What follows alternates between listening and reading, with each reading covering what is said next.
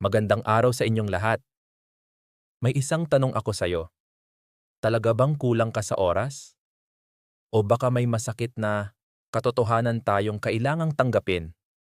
Minsan ang problema ay hindi kakulangan ng oras, kundi kakulangan ng priorities. Pare-pareho lang tayong may 24 oras sa isang araw. Pero bakit may taong unti-unting umaabot sa pangarap nila, habang ang iba ay nananatili sa parehong lugar?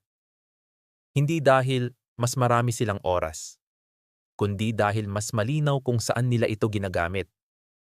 Minsan sinasabi nating wala tayong oras para mag-ipon, pero may oras tayo para mag-scroll ng ilang oras.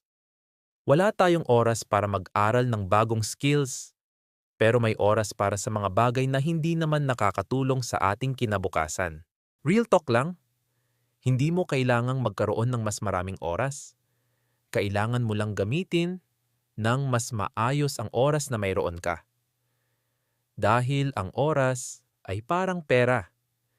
Kapag ginastos mo sa maling bagay, hindi mo na ito mababawi. Kaya simula ngayon, tanungin mo ang sarili mo.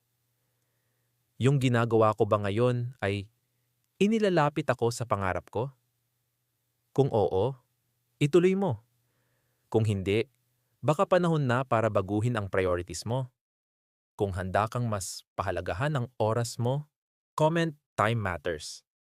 At kung nakatulong ang video na ito, huwag kalimutang mag-like, share, at follow para sa mas marami pang real talk motivation at life lessons.